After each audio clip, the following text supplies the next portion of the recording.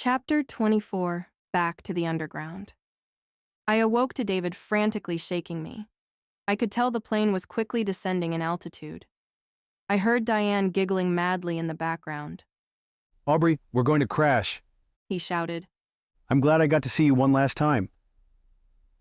I began to panic. Was this the end? After everything we'd gone through, is this how my story would finish? I pressed my face against the window to get one last glimpse of life outside of the metal death tube. We were plummeting toward a mountain, sure to crash into its side in a fiery explosion. Wait a minute. That mountain looks somewhat familiar. I spotted a telltale crack running down the mountain face. I instantly calmed down. With a sigh, I grabbed my brother by the shoulders and wrestled him back into his seat. David! David! I snapped. It's fine. The mountain will open up for us and we'll land inside the underground's hangar. I explained. What are you talking about? He sputtered. The wall of the mountain is split and there's a sliding mechanism on each of them. The mountain will open up for us and we'll land inside safely. I explained to him. Look, I urged him to peek outside the window. Behind us, I heard Diane's laughter get a little bit louder. I guess not too long ago, I had been shocked by this, and already I was explaining it to a newbie like it should be obvious. I pressed my face to the window alongside David's, and I saw the familiar mountain split open to reveal the hangar. We descended harmlessly into the belly of the mountain, landing with barely a bump. The same smartly dressed woman who I recognized as Amy emerged from the cockpit. Please exit to your left here. Thank you for flying with us. Please take your stuff with you because we don't want to lug it to the trash for you. She went through her airline script like she hadn't just flown a dangerous mission. Diane and John exited the plane and thanked Amy for the flight, just like people do on a routine flight you don't expect to die on. Seth limped out of the aircraft without a word, but nodded in Amy's direction, who nodded back. I followed John and Diane's lead by thanking Amy. No problem, she said with a wave. So, the mission was a success for you? She eyed my brother, who sheepishly put a hand over his unnatural-looking arm. Yes, it was, I asserted. Amy took a step forward and put her hand out. I'm Amy, the pilot from this little walk in the park. Welcome. She hesitated. "My name is David," he informed her, taking her hand and giving it a shake. David, welcome to the underground, stated Amy. David and I exited the plane, and his eyes lit up with amazement, just like mine had at first, at the size of the hangar and the scope of the different aircraft lined up in rows waiting to take to the skies. Call me when you get some free time, Amy called out. David's face went red and I gave him a little shove, urging him forward. We caught up with John, Diane, and Seth, and we exited the hangar together. As the doors slid open, we were greeted by the swarm of activity inside the mountain base. People were still rushing from place to place, lugging weapons and equipment around, and traveling in groups locked in strategic conversations. There was no celebration or fanfare surrounding our return and apparent success. No one paid any mind to the 5 burnt-out people dragging themselves into the base. Our group had simply been doing one of countless jobs. I was naive to expect a parade when we returned. The people here were hard, and they did their tasks because they needed doing. What now? I asked. Seth will go to the medical station. Since the rest of us aren't in the process of bleeding out, we need to return our weapons to Leon at the armory. He gets fussy if we don't give them back in a timely manner, she explained, sticking out her tongue in jest. Seth handed over his weapons to John. We waved goodbye to him and headed to the armory. On the way, David asked John a barrage of questions about the underground's base of operations, each of which he jovially answered. When we arrived at the armory, Leon, looking just as tired and sickly as when we had left, greeted us cheerily at first. His looks darkened as he got a closer look at our weapons. We handed them over, and he accepted them and inspected them with a serious look on his face. "These are a little banged up," he sniffed. Seriously? I asked, flabbergasted. After everything we went through, it's incredible we made it back in one piece ourselves. But the scratches. he moaned. Behind me, I heard Diane crack her knuckles. Leon's expression instantly changed. I guess these are in acceptable condition for after a mission. He admitted reluctantly.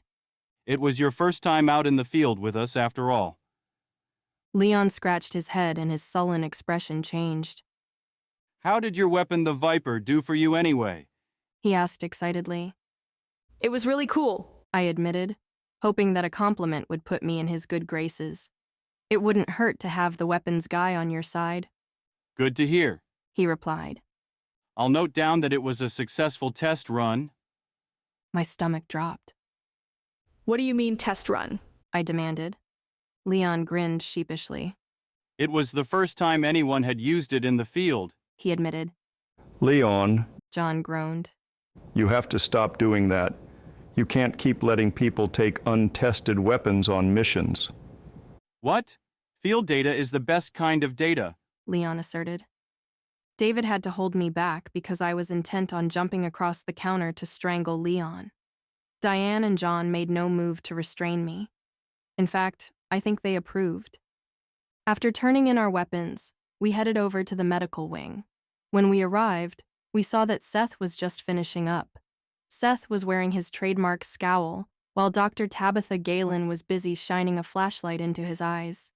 All right, you're all done here. She said as we approached. Seth scrambled off the table before she could even finish her sentence. It seems that Seth and I both shared an instinctive fear of medical procedures. Can we cut in line? Diane asked innocently. I'll admit we aren't banged up too badly. Dr. Galen turned around and greeted the four of us with a smile. Of course, I see no harm.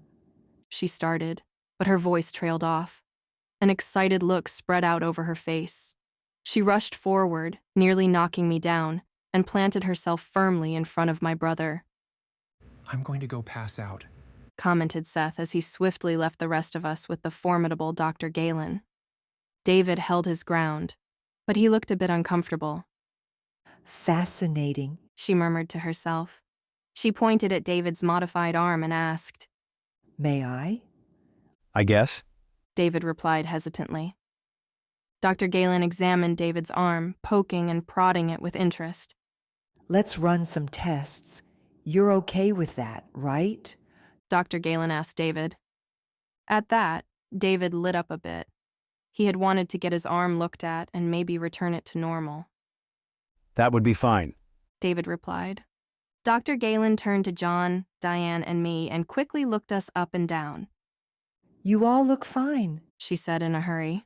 Now, David, why don't you join me in the lab so we can run some tests? She said gleefully. She started to usher him away, but stopped when she saw his expression. When Dr. Galen had mentioned the word lab, David's body tensed. The color drained from his face, and his body went as stiff as a board. Dr. Galen must have sensed David's discomfort because her enthusiasm subsided, and the caring bedside manner of a doctor returned. Don't feel like you have to do anything, She clarified.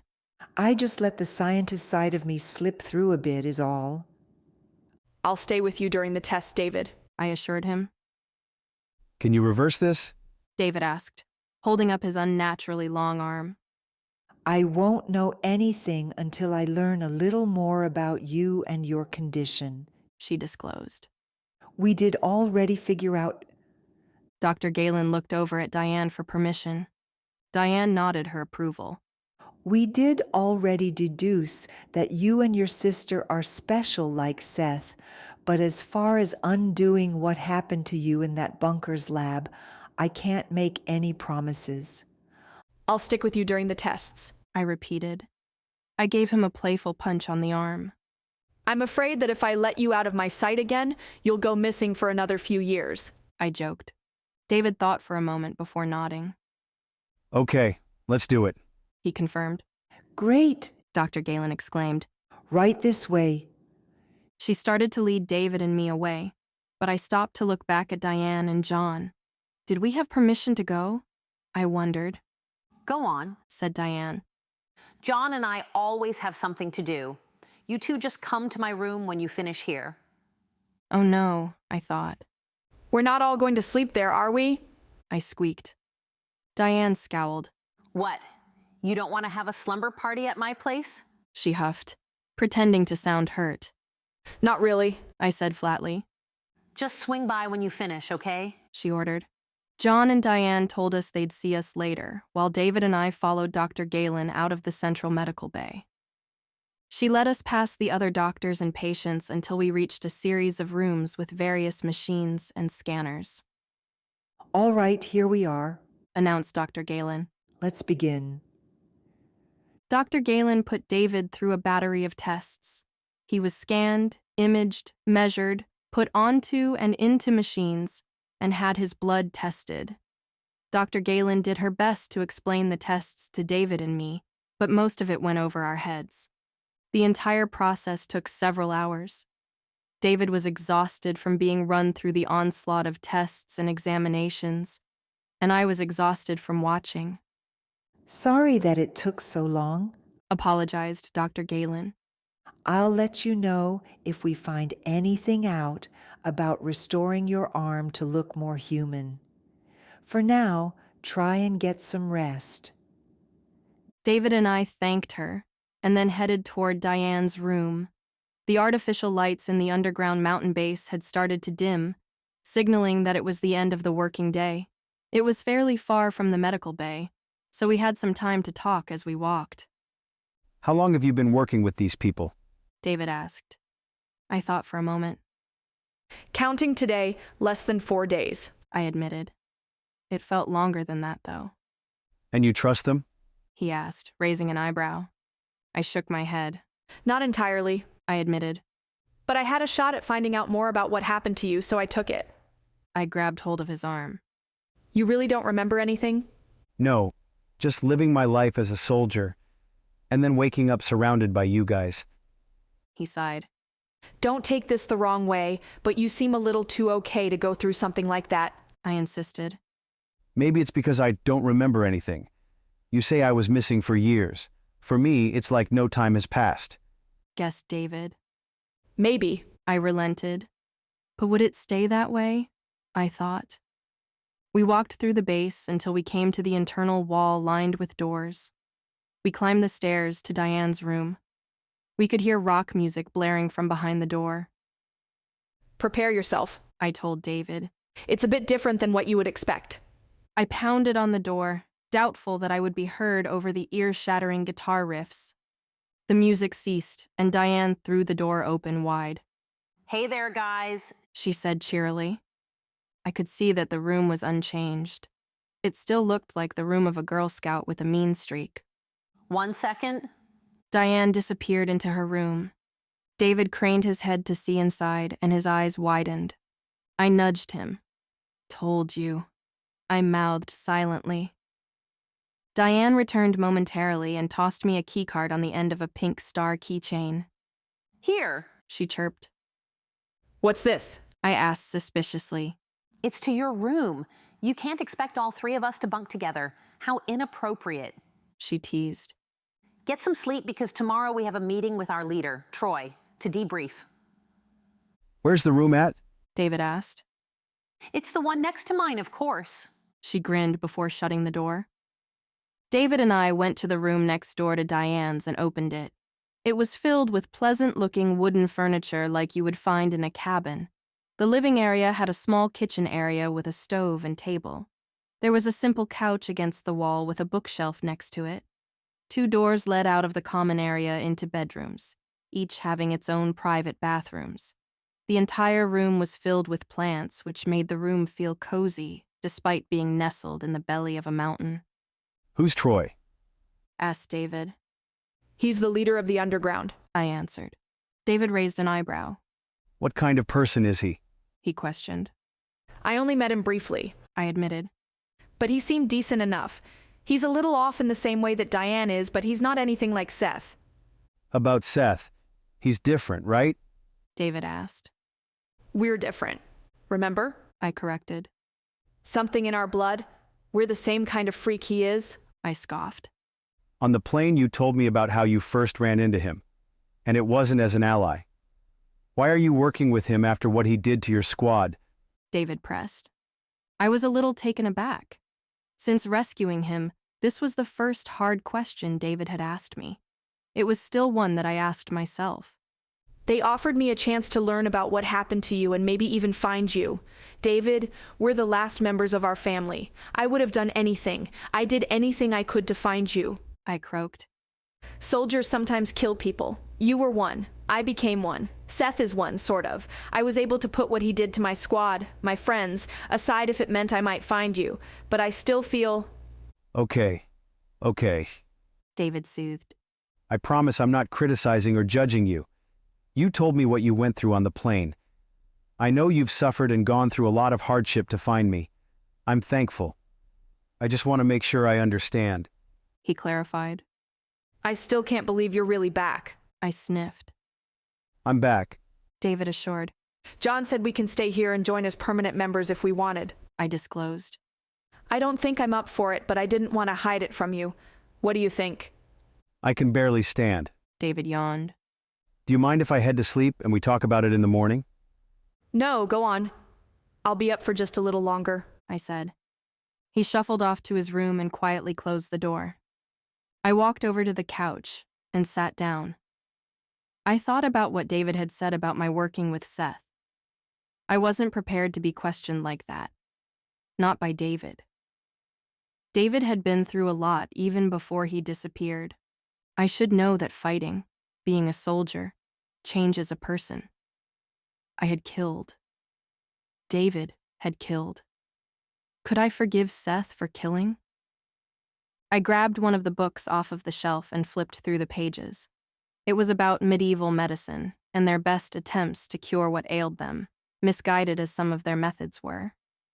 I turned the page and was met with a diagram describing the best places to prick a patient for bloodletting or where to place leeches. I shut the book, took a deep breath, and headed off to bed.